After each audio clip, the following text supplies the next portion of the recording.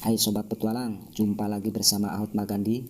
Dan untuk kali ini Ahot Magandi ingin membagikan salah satu cerita selama perjalanan petualangannya yang berada di Kabupaten Solok. Sebelumnya saya minta maaf apabila cerita yang saya bawakan nanti ada yang kurang berkenan. Dan sebelum melanjutkan cerita ini, saya mohon doa dan dukungannya. Semoga channel ini makin berkembang. Dan untuk sobat-sobat semua yang baru menemukan channel ini, silahkan like, komen, dan subscribe-nya.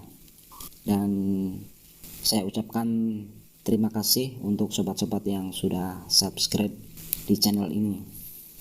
Dan di awal cerita saya akan perkenalkan sedikit tentang diri saya.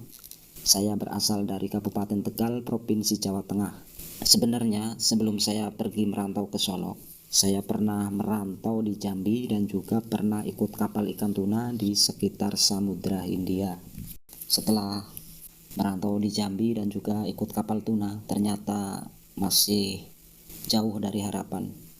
Dan sebelum mendapatkan pekerjaan yang layak atau yang lebih baik lagi.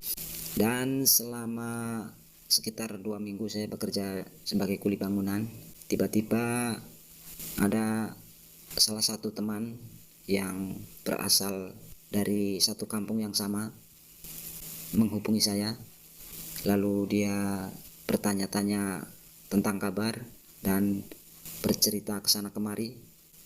Akhirnya saya pun menceritakan tentang keadaan saya.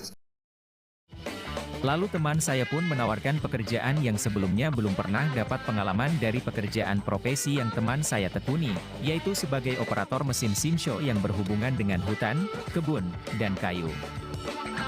Tapi saya rasa untuk menuju ke sana, pastinya membutuhkan ongkos yang tidak sedikit apalagi dengan kondisi saya saat ini, dan itu yang ada di dalam hati saya. Lalu saya kembali menghubungi teman saya lagi semoga dia mau memberikan sejumlah uang untuk transport ke sana, dan akhirnya, teman saya pun menyetujuinya. Dan selepas gajian dari kerjaan saya waktu itu, saya pun bergegas pulang dan mengabarkan rencana itu ke keluarga saya, terutama ibu saya. Ibu pun tidak bisa menahan keinginan saya dan beliau merestui dan juga memberikan sedikit tambahan uang untuk saya. Dan khusus untuk keluarga, tentunya anak dan istri kebetulan saat itu sudah tidak bersama-sama saya lagi, dan saya pun sebenarnya berat hati apabila hanya menyampaikan hal ini lewat pesan lisan ke keluarga saya. Lalu, setelah semuanya siap, barulah esok harinya saya membeli tiket perjalanan lewat jalur darat menggunakan Trans Sumatera dengan tarif yang termasuk terjangkau. Dan saya pun diberikan jadwal keberangkatan oleh petugas tiket, bahwa besok sore harus sudah standby di sini menunggu armada bis yang dari arah Surabaya. Dengan rasa tidak sabar akhirnya saya pun pulang dulu untuk istirahat dan memanfaatkan waktu beberapa saat bersama keluarga. Dan singkat waktu tibalah saatnya saya harus pamit sama keluarga dan minta doanya agar saya diberikan kemudahan dan keberhasilan di tempat baru nanti. Lalu saya menghampiri seorang tukang ojek untuk mengantar saya ke tempat angkutan umum untuk menuju terminal yang sudah terjadwal keberangkatan bis lintas Sumatera. Akhirnya bis yang ditunggu sudah tiba. Ada beberapa orang selain saya yang menaiki bis ini di tempat agen ini, mungkin mereka juga dari daerah di sekitar saya tinggal. Tentu saja nantinya tujuannya berbeda-beda tapi yang pasti akan turun di daratan Sumatera.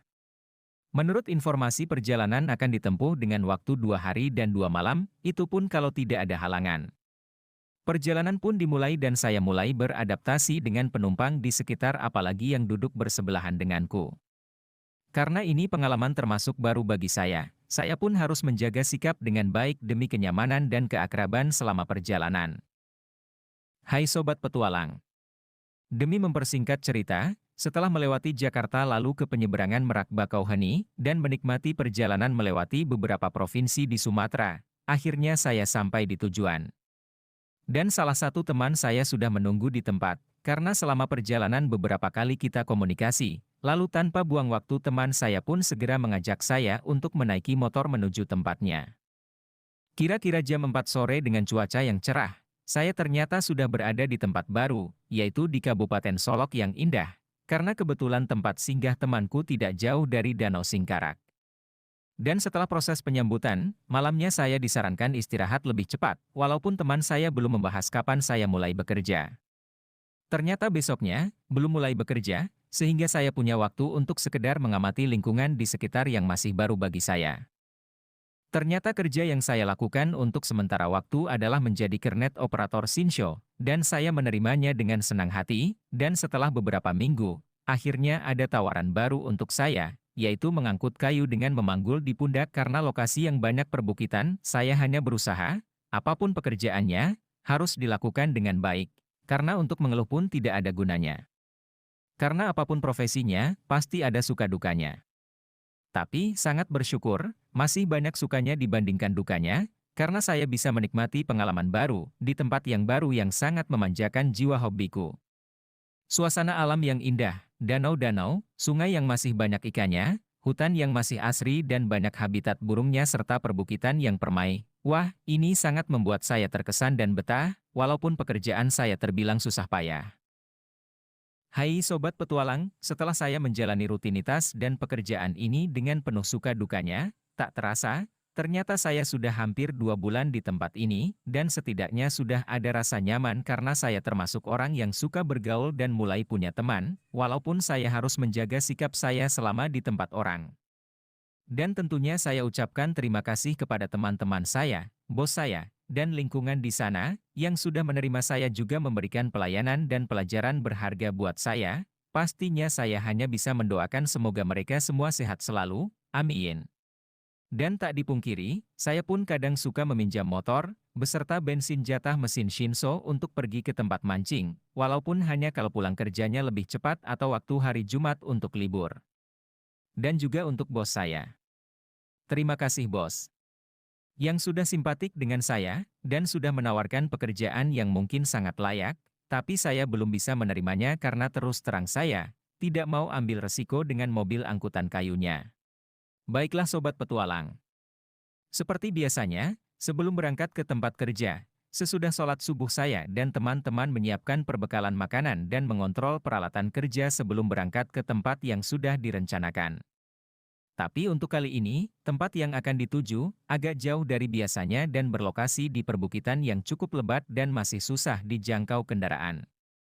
Setelah sampai dan sudah mulai bekerja, dan saya pun sudah beberapa kali memanggul kayu, antara jam 11 siang, air minum yang dibawanya sudah habis. Lalu teman saya menyuruh saya untuk mengambil air dari mata air yang masih alami dan rasanya enak walaupun air mentah. Saya pun bergegas mengambil jerigen air dan membawa belahan bambu yang untuk tatakan memanggul kayu lalu tanpa ragu segera berangkat. Dan di saat saya menyusuri jalan yang menurun, yang di sekelilingnya sangat rimbun dan masih banyak kayu dan rumpun-rumpun bambu. Dari kejauhan terdengar ramai sekali suara anjing, yang mungkin itu adalah tradisi rutin di perkampungan sekitar yang melakukan kegiatan melatih anjing-anjingnya untuk ketangkasan berburu, dan hal itu sudah pernah saya temui beberapa kali yang anggotanya ratusan orang dengan satu orang yang memiliki lebih dari satu ekor.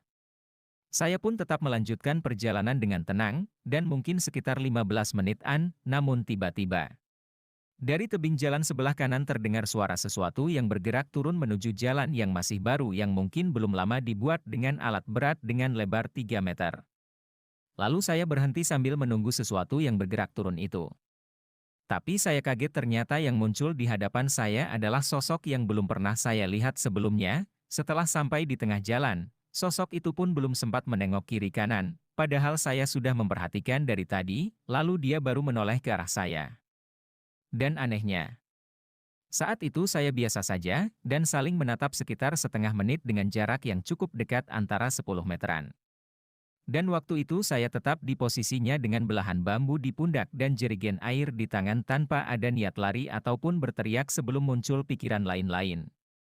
Karena saat itu yang ada di pikiran saya tidak ada niat untuk mengganggu ataupun menyakiti, dan sepertinya sang predator itu pun memiliki naluri yang sama. Mungkin tidak merasa terganggu ataupun terancam, itu pun yang saya rasakan di hati saya juga.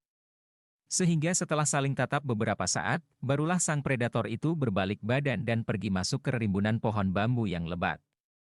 Lalu setelah harimau itu pergi, yang saya lakukan adalah berjongkok dan menganalisa apa yang baru saja terjadi, sambil melontarkan pertanyaan dalam hati saya yaitu, apakah saya benar-benar sudah melihat harimau Sumatera?